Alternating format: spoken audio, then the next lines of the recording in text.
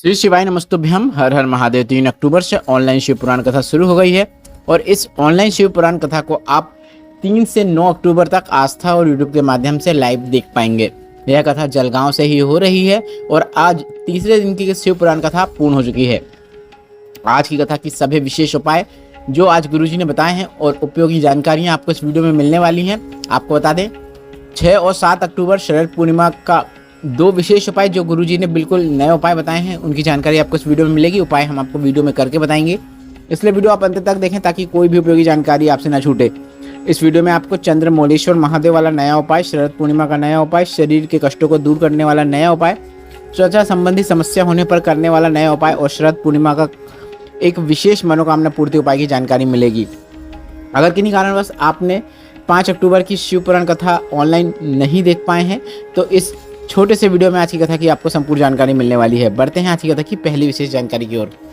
कथा शुरू होते ही गुरुजी ने कहा, जिस व्यक्ति के जीवन में देने की आदत हो जाती है उसे परमात्मा इतना सामर्थ्यवान बना देते हैं कि वह सबको लुटाता ही रहता है।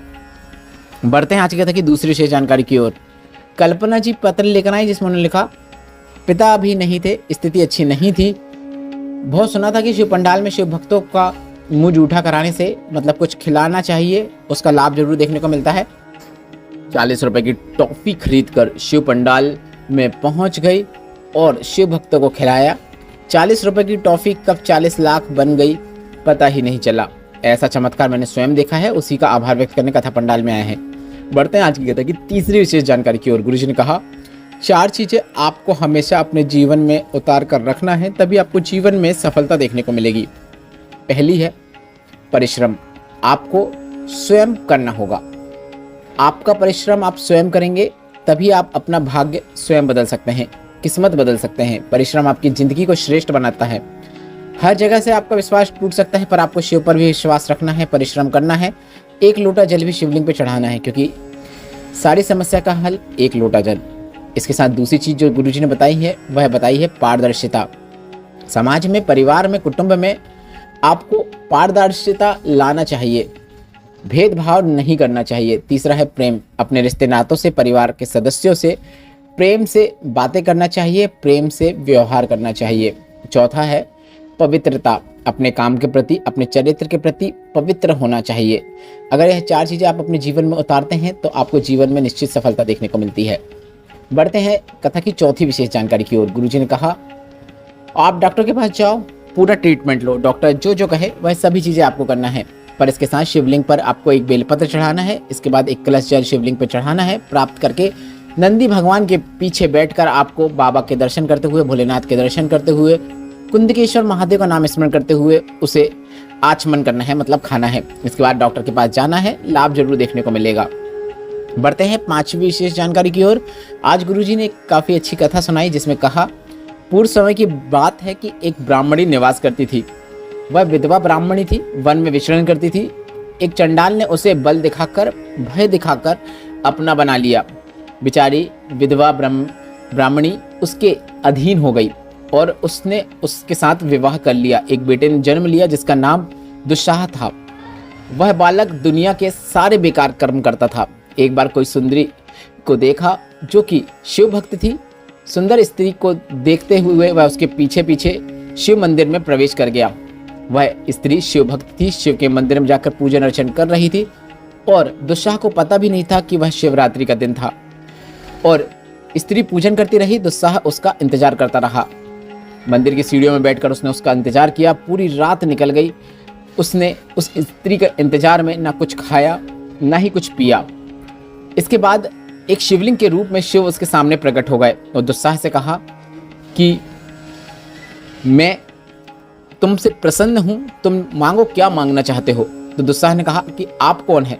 शिव ने कहा, जिसके मंदिर में बैठा है वह मैं हूं, मैं शिव हूं। इसके बाद दुस्साह ने हाथ जोड़कर निवेदन किया और कहा कि मैंने आपके बारे में अपनी माँ से बहुत सुना है, वह भी शिव भक्त हैं। इसके बाद शिव ने कहा कि तुमने आज शिवरात्रि के दिन ना कुछ खाया ना ही कुछ पिया और सारी रात मंदिर के देहरी में बैठे रहे। मैं तुमसे प्रसन्न हूँ, मांगो, क्या मांगना चाहते हो। दुस्साह ने कहा, मैं तो सारे गलत कर्म करता हूँ और इतने गलत कर्म करने के बाद भी आप मुझ पर प्रसन्न हुए, बल्कि मैं आपका इंतजार नहीं कर रहा था। इसके बाद गुरुजी ने कहा, शिव ऐसे ही भोले भंडारी है। और उस दुस्साह को शिव का आशीर्वाद प्राप्त हुआ और अगले जन्म में वह विचित्र वीर बना और वीरभद्र के रूप में भी वह प्रकट हुआ। बढ़ते हैं आज की कथा की छठवीं विशेष जानकारी की ओर। शरद पूर्णिमा का एक विशेष मनोकामना पूर्ति उपाय है जिसे गुरुजी ने अपने पिछले वर्षों की शिव पुराण कथा में बताया था, जो कि इस प्रकार है। अगर आपकी कोई मनोकामना है जो लंबे समय से पूरी नहीं हो रही है तो शरद पूर्णिमा का दिन बहुत विशेष है, जिस दिन आपको अपनी मनोकामना देवाधिदेव महादेव से करना है। उपाय कैसे करना है, ध्यान से सुनिएगा। सबसे पहले आपको शिवलिंग पर एक चावल का दाना अर्पित करना है।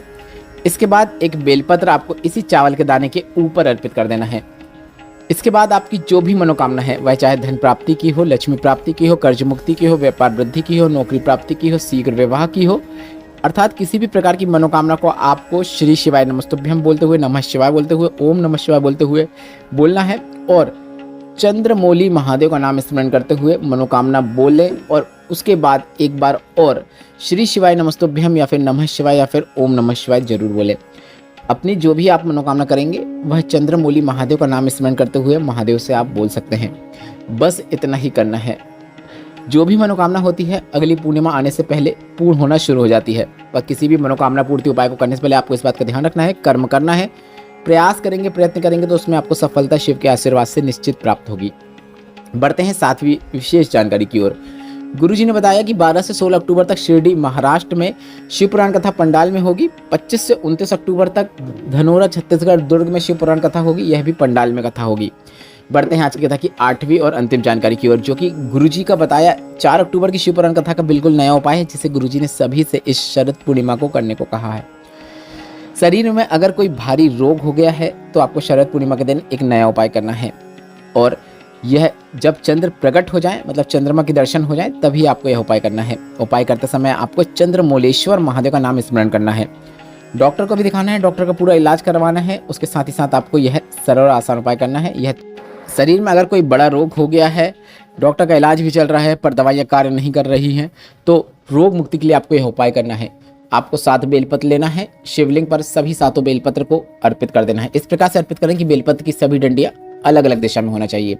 तो काफ़ी अच्छा तरीका है। आप अपने हाथ में 7 बेलपत्र रखें, उसका एक कमल पुष्प बना लें। ऐसे में भी सभी डंडियाँ जो रहती हैं अलग अलग दिशा में रहती हैं। इसके बाद सभी बेलपत्र को आपको शिवलिंग पे अर्पित कर देना है। एक ही स्थान पर करना है, मतलब शिवलिंग के ऊपर ही आपको सभी बेलपत्र को अर्पित कर देना है। थोड़ा सा हाथ की उंगली में दूध लगाना है और शिवलिंग पर एक बिंदी लगा देना है। इसके बाद थोड़ा सा जल भी आपको शिवलिंग पे अर्पित कर देना है। इसके बाद 7 बेलपत्र को उठाकर घर ले आना है और अगली सुबह से एक एक करके रोज 7 दिनों तक आपको उन बेलपत्र का आचमन करना है। लाभ जरूर देखने को मिलेगा। गुरुजी का बताया यह विशेष उपाय आपको 6 अक्टूबर या फिर 7 अक्टूबर शरद पूर्णिमा दोनों दिन है, दोनों दिनों के विशेष अवसर पर आप कभी भी यह उपाय करके अधिक से अधिक लाभ प्राप्त कर सकते हैं। इस वीडियो में बताई गई जानकारी संबंधित जो भी प्रश्न है वे प्रश्न आप कमेंट बॉक्स के लिए पूछ सकते हैं। मेरे द्वारा दी गई जानकारी अगर आपको थोड़ी सी भी उपयोगी लगी है तो इस वीडियो को लाइक जरूर करें और कमेंट बॉक्स में श्री शिवाय नमस्तुभ्यम या फिर हर हर महादेव जरूर टाइप करें।